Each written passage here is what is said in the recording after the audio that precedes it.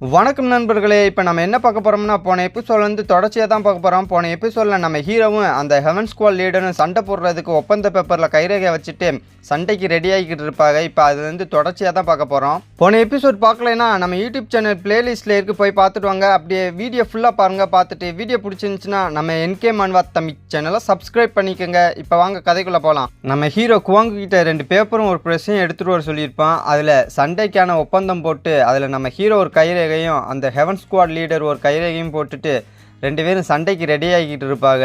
குவாங்கும் நம்ம ஹீரோவை ரெடி பண்ணிக்கிட்டே, யங் மாஸ்டர் இது ஓகேவா, அந்த ஹெவன் ஸ்குவாட் லீடர் வந்து மார்ஷல் ஆர்ட்டில் ஸ்கில் வாய்ந்தவர் அப்படின்னு சொல்லுவான். அப்போலாம் நம்ம ஹீரோட தங்கச்சி இடையில வந்து, அண்ணே இது டேஞ்சராக இருந்தால் என்கிட்ட விட்டுரு, நான் பார்த்துக்கிறேன் அப்படின்னு சொல்லிட்டு துள்ளிக்கிட்டு வந்து சொல்லுவாள். அதை பார்த்து நம்ம ஹீரோ சிரிச்சுக்கிட்டே அவள் தலையில் கையை வச்சுக்கிட்டு, நீங்கள் 2 பேரும் கவலைப்பட வேணாம், நான் கன்ஃபார்மாக வின் பண்ணுவேன் அப்படின்னு சொல்லுவான். அப்போல நம்ம ஹீரோட தங்கச்சி எதுவும் யோசிச்சுக்கிட்டு, சரி ஓகே நான் உன்னை நம்புகிறேன் அப்படின்னு சொல்லுவாள். அப்போ அந்த ஹெவன் ஸ்குவாட் லீடர் வந்து, இன்னும் நீ ரெடி ஆகலையோ அப்படின்னு சொல்லிட்டு வந்து கேட்பான். அப்போலாம் நம்ம ஹீரோ, நான் ரெடி ஆகிட்டேன், என்ன ஸ்டார்ட் பண்ணுவோமா அப்படின்னு சொல்லிட்டு கேட்பான். 2 பேரும் ஃபைட் பண்ணுற பொசிஷனுக்கு வந்தோடனே அந்த ஹெவன் ஸ்குவாட் லீடர் நம்ம ஹீரோ பார்த்து சொல்லுவார், நீனே என்னை ஃபர்ஸ்ட்டு அட்டாக் பண்ணு அப்படின்னு சொல்லுவார். அதை கேட்ட நம்ம ஹீரோவும், இதையே நான் மறுக்க போகிறேன் அப்படின்னு சொல்லிட்டு ஒரே செகண்டில் அவர் முன்னாடி போய் நிற்பான். அவன் வந்த ஸ்பீடை பார்த்து அவரே மிரண்டுருவார். நீனே என்னை ஃபஸ்ட்டு அட்டாக் பண்ணு அப்படின்னு சொன்னவர் பயத்தில் அவரோட ஸ்வாடை எடுத்து ஃபஸ்ட் அட்டாக்காக நம்ம ஹீரோவை வெட்ட போயிடுவார். அதை நம்ம ஹீரோ வெறும் கையால் தடுத்துட்டு சொல்லுவான், நீ தான் என்னை ஃபஸ்ட்டு அட்டாக் பண்ணு அப்படின்னு சொன்னேன், ஆனால் நீனே என்னை ஃபஸ்ட்டு அட்டாக் பண்ணுற பார்த்தியா, இனிமேல் நடக்க போகிற சம்பவத்துக்கு நான் பொறுப்பில்லை அப்படின்னு சொல்லுவான். அதுக்கு அவர் என்ன அப்படின்னு சொல்லிட்டு கேட்பார், என்ன உன் காதில் விழுகலையா, இனிமேல் நடக்க போகிற சம்பவத்துக்கு நான் பொறுப்பில்லை, இதை பார்த்துக்கோ, இதுதான் இயற்கையின் அழிவு அப்படின்னு சொல்லிட்டு நம்ம ஹீரோ அவர் தாடையிலே ஒரு பஞ்சு விடுவான். அந்த பஞ்சில் அவர் பல்லு பேந்து அவர் பறந்து போய் என்ட்ரன்ஸ் சோத்துலேயே போய் மோதி அந்த என்ட்ரன்ஸ் சுவரே வெடிச்சு செதறிடும் பாம்பு போட்ட மாதிரி. அந்த லக்கத்தில் ஸ்மோக் மாதிரி புழுதிலாம் பறக்கும். அதை பார்த்த அந்த ஹெவன் ஸ்குவாட் டீம் 2 பேரும் லீடர் அப்படின்னு சொல்லிட்டு கத்திக்கிட்டு ஓடுவாங்க. அப்போ அந்த லீடரு விழுந்த இடத்துல புழுதியிலேருந்து எந்திரிச்சு அவர் தாடையை பிடிச்சிக்கிட்டு நம்ம ஹீரோவை கோவத்தோடு முறைச்சி பார்ப்பாரு. நம்ம ஹீரோவும், நீ லக்கி தான், உனக்கு மூளை தான் இல்லைன்னு நினச்சேன், ஆனால் பாடியை நல்லாவே டெவலப் பண்ணி வச்சுருக்க, சரி என்ன உட்காந்துக்கிட்டே வின் பண்ணிடலாம் பிளானா, எந்திரிச்சு வா வா அப்படின்னு சொல்லிட்டு நம்ம ஹீரோ இன்னமும் கோவப்படுத்துவான். அதை கேட்டு அவர் உச்சக்கட்ட கோவத்தோட நம்ம ஹீரோவை வெட்டுறதுக்கு ஸ்குவாடோட வேகமாக ஜம்ப் பண்ணுவார். அதை பார்த்த நம்ம ஹீரோ எந்த பதட்டமும் படாமல் அந்த ஸ்குவாடோட மூமெண்ட்டை பார்த்துக்கிட்டு அப்படியே நிற்பான். அவரோ கரெக்டாக நம்ம ஹீரோ மேலேயே அந்த ஸ்குவாடை லேண்ட் பண்ணுவார். அவர் லேண்ட் பண்ண அந்த இடத்துல பயங்கரமான வேவ் உருவாயிருக்கும். அந்த வேவால் பயங்கரமான பள்ளமே உருவாயிருக்கும். ஆனாலும் நம்ம ஹீரோ அந்த அட்டாக்லேருந்து ஈஸியாக டாச் பண்ணியிருப்பான். அதை பார்த்து அவர் அதிர்ச்சி ஆயிடுவார், இவன் எப்படி டாச் பண்ணான் அப்படின்னு. ஆனாலும் மறுபடியும் அவர் ஸ்வாடை சுற்றிக்கிட்டு நம்ம ஹீரோ கழுத்தில் வெட்ட போவார். அதையும் நம்ம ஹீரோ ஈஸியாக டாச் பண்ணிடுவான். ஆனாலும் அவர் விட மாட்டார், அங்கிட்ட இங்கிட்ட ஸ்வாடை வச்சு சுற்றிக்கிட்டு அட்டாக் பண்ணிக்கிட்டே இருப்பார். அந்த அட்டாக் எல்லாத்தையும் நம்ம ஹீரோ ஈஸியாக டாச் பண்ணிக்கிட்டே இருப்பான். அப்போ அவர் கோவத்தில் நம்ம ஹீரோவை பார்த்து, தைரியம் இருந்தால் எலி மாதிரி அங்கேயும் டாச் பண்ணாமல் ஒரே இடத்துல நின்றுடா பார்ப்போம் அப்படின்னு சொல்லிட்டு கத்துவார். அதை கேட்ட நம்ம ஹீரோ சிரிச்சுக்கிட்டே அவன் ஒரு விரலை நீட்டிக்கிட்டு தைரியமாக நிற்பான். அதை பார்த்து அவர் இதான் சான்ஸ்ன்னு சொல்லிட்டு அவரோட ஃபுல் பவரையும் யூஸ் பண்ணி நம்ம ஹீரோவை அட்டாக் பண்ண வருவார். அந்த அட்டாக்கை நம்ம ஹீரோ ஒரே ஒரு விரலில் தடுத்துருவான். ஒரு இன்ச்சு கூட நகண்டிருக்க மாட்டான். அவன் தடுத்த அந்த அட்டாக்னால அந்த ஸ்குவாடே சுக்குநூறாக உடஞ்சிரும். அதை பார்த்து அவர் தலையில் இடி இறங்கின மாதிரி அதிர்ச்சி ஆயிடுவார். இது இது இது எப்படி அப்படின்னு சொல்லிக்கிட்டு இருக்கும்போதே நம்ம ஹீரோ அவர் பக்கத்தில் வந்து, நான் ஏற்கனவே உன்கிட்ட சொன்னேன், இதை பார்த்துக்கோ, இதான் இயற்கையின் அழிவு அப்படின்னு சொல்லிட்டு அவர் வயிற்றுலேயே ஒரு பஞ்சு வைப்பான். அந்த பஞ்சு அவர் பேக் சைடு தெரியும் அந்த இம்பேக்ட்டு. அவர் அப்படியே பறந்து போய் மறுபடியும் போய் சோத்தில் முட்டி மறுபடியும் பாம்பு வெடித்த மாதிரி செதறிடும். அந்த இடமே புழுதியெலாம் பறக்கும். அப்போ அதை பார்த்த நம்ம ஹீரோட தங்கச்சி குவாங்கும் அப்புறம் அந்த ஹெவன் ஸ்குவாட் டீமில் உள்ள 2 பேரும் எல்லாரும் பார்த்து அதிர்ச்சி ஆகி நிற்பாங்க. அப்போ நம்ம ஹீரோ அந்த ஹெவன் ஸ்குவாட் டீமில் உள்ள 2 பேரையும் பார்த்து கேட்பான், இப்போ நீங்கள் 2 பேரும் என்ன பண்ணலாம் பிளானு அப்படின்னு சொல்லிட்டு கேட்பான். அப்போ அந்த ஹெவன் ஸ்குவாட் டீமில் உள்ள ஒருத்தன் அப்படியே சோகத்தில் லீடர் அப்படின்னு சொல்லிட்டு அதிர்ச்சியை அப்படியே சரிஞ்சிருவான். இன்னொருத்தன் கோவத்தில் நம்ம குவாங்கம் தேடி ஓடுவான், எங்கே அந்த ஒப்பந்த பேப்பர் அப்படின்னு சொல்லிட்டு. குவாங்குவோ, இவன் எதுக்கு நம்மளை தேடி வரான் அப்படின்னு சொல்லிட்டு அதிர்ச்சியாகி நிற்பான். அப்புறம் தான் அந்த ஒப்பந்த பேப்பர் தான் அப்பா வரான்னு தெரிஞ்ச உடனே எப்படியோ டாச் பண்ணிடுவான். அப்புறம் நம்ம குவாங்கும் கோவத்தில் அவன்ட்டு ஸ்குவாடை உருவி அந்த ஹெவன் ஸ்குவாட் டீமில் உள்ள ஒருத்தங்க அவன் கழுத்தில் வச்சு, நீ இப்போ என்ன பண்ணிக்கிட்டு இருக்கேன்னு தெரியுதா உனக்கு அப்படின்னு சொல்லிட்டு கேட்பான். அதே டயத்தில் நம்ம ஹீரோவும் அவன் பின்னாடி வந்து அவன் தோளில் கையை வச்சுக்கிட்டு இந்த ஒப்பந்த பேப்பரை வச்சுக்கிட்டு நீ என்ன செய்யலாம் பிளானு அப்படின்னு சொல்லிட்டு கேட்பான். அதை கேட்டு அவன் இது வந்து இன்ஃபினிட்டி இல்லாதது அப்படின்னு சொல்லிட்டு திக்கி திணறிக்கிட்டு சொல்லுவான். அதை கேட்ட நம்ம ஹீரோ, என்ன இப்போ நீ என்ன சொல்ல வர, நானும் உங்கள் லீடரு 2 பேரும் சம்மதத்தோடு போட்ட ஒப்பந்தம் இப்போ நான் வின் பண்ணதுனால இந்த ஒப்பந்தம் இன்வெலிட் ஆயிடுச்சா, நமக்கு ஃபேமிலியே சொன்ன வார்த்தையை காப்பாற்றாது போலையே அப்படின்னு சொல்லுவான் நம்ம ஹீரோ.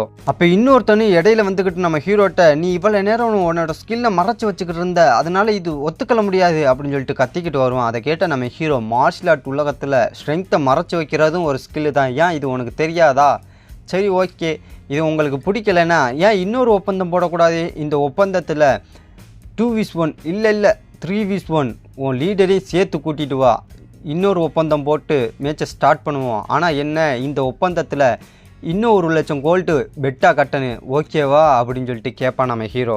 அதுக்கு அவன் சொல்லுவான், இல்லை எங்களுக்கு அந்த அத்தாரிட்டி இல்லை அப்படின்னு சொல்லுவான். அதை கேட்ட நம்ம ஹீரோ, அப்படின்னா என் டயத்தை வேஸ்ட் பண்ணாதீங்க, உங்கள் லீடரை தூக்கிக்கிட்டு இங்கேருந்து கிளம்புங்க, அப்புறம் எங்கள் வீட்டுக்கு இனிமேல் பிரச்சனை பண்ண இங்கே வரவே கூடாது அப்படின்னு சொல்லுவான். அவங்களோ அப்படியே தலையை தொங்க போட்டுக்கிட்டு அவங்களோட லீடரை தூக்கிக்கிட்டு கிளம்ப போவாங்க. அப்போல்லாம் நம்ம ஹீரோ சொல்லுவான், நல்லபடியாக பார்த்து பத்திரமா போங்க, அப்புறம் உங்கள் நமக்கு ஃபேமிலிக்கு போனவொடனே எனக்கு கொடுக்க வேண்டிய அந்த 1 லட்சம் கோல்டை ரெடி பண்ணி வைங்க சரியா அப்படின்னு சொல்லுவான் நம்ம ஹீரோ. அவங்களோ எதுவும் சொல்ல முடியாமல் அவங்க லீடரை தூக்கிக்கிட்டு போயிடுவாங்க. அப்புறம் அவங்க போனவொடனே நம்ம ஹீரோ சிரிச்சுக்கிட்டே சந்தோஷமாக ஓடி போய் அவனோட தங்கச்சிட்டையும் குவாங்கிக்கிட்டையும் சொல்லுவான், பாத்தியலா நான் சொன்னேன்ல நான் வின் பண்ணுவேன்னு, நான் வின் பண்ணிட்டேன் அப்படின்னு சொல்லுவான். அதை கேட்டு நம்ம ஹீரோட தங்கச்சியும், எனக்கு தான் தெரியுமே ஸ்டார்டிங்லேயே நீ தான் வின் பண்ணுவேன்னு அப்படின்னு சொல்லுவாள். அதை கேட்ட நம்ம ஹீரோவும், நீ தான் என்னோட பெஸ்ட்டு, நீ தான் என்னோட செல்ல தங்கச்சி அப்படின்னு சொல்லிட்டு தங்கச்சியை கொஞ்சுவான். அப்புறம் நம்ம குவாங்குவை திரும்பி பார்த்துட்டு, குவாங்குவும் பார்த்தியா நான் வின் பண்ணிட்டேன், அது மட்டும் இல்லாமல் நான் 1 லட்சம் கோல்டு ஏர்ன் பண்ணியிருக்கேன் அப்படின்னு சொல்லுவான்.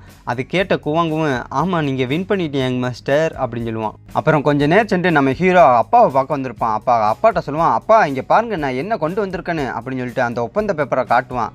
அதுக்கு நம்ம ஹீரோ, அப்பா நீ ஏற்கனவே நிறைய அமௌண்ட் செலவு பண்ணியிருக்க, இப்போ என்ன புதுசாக கொண்டு வந்திருக்க, எங்கே தான் பார்ப்போம் அப்படின்னு சொல்லிட்டு அதை வாங்கி பார்ப்பாரு. வாங்கி பார்த்துட்டு, நான் நினச்சேன் நீ மார்ஷல் ஆர்ட்டில் மட்டும்தான் இன்ட்ரெஸ்ட்டாக இருக்குன்னு, ஆனால் பிஸ்னஸ்லேயும் டேலண்ட் வாய்ந்தவன் தான் போல அப்படின்னு சொல்லுவார். அதை கேட்ட நம்ம ஹீரோ, ஆமாப்பா இந்த டேலண்ட் என்கிட்ட உள்ளே இருக்கிறது எனக்கே இப்போ தான் தெரியும் அப்படின்னு சொல்லிட்டு அவனை பெருமை பீத்திக்கிடுவான். அதை பார்த்த நம்ம ஹீரோட அப்பா சிரிச்சுக்கிட்டே, மகனே உனக்கு வெக்கமையே இல்லையாடா அப்படின்னு சொல்லிட்டு கேட்பாரு. அதுக்கு நம்ம ஹீரோ, அப்பா உங்கள் மகனை நினச்சி நீங்கள் பெருமைப்படணும்ப்பா அப்படின்னு சொல்லுவான். அதுக்கு நம்ம ஹீரோட அப்பா சொல்லுவார், ஆமாம் அவனை நினச்சி எனக்கு ரொம்ப பெருமையாக இருக்குது, ஒரு உண்மையை சொல்லணும்னா நான் உனக்கு நன்றி தான் சொல்லணும், நீ கலெக்ட் பண்ண அந்த நன்கு ஃபேமிலியோட இன்ஃபர்மேஷனை வச்சுக்கிட்டு தான் இப்போ நம்ம கொஞ்சம் மணி சம்பாரிச்சுக்கிட்டு இருக்கோம், இதான் பிஸ்னஸ் மேன் நடக்கிற பாதை, அப்புறம் உனக்கு இன்னொரு விஷயம் தெரியுமா அப்படின்னு சொல்லிட்டு கேட்பார் நம்ம ஹீரோ அப்பா. அதுக்கு நம்ம ஹீரோ, இன்னொரு விஷயமா, அது என்னதுப்பா அப்படின்னு சொல்லிட்டு கேட்பான்.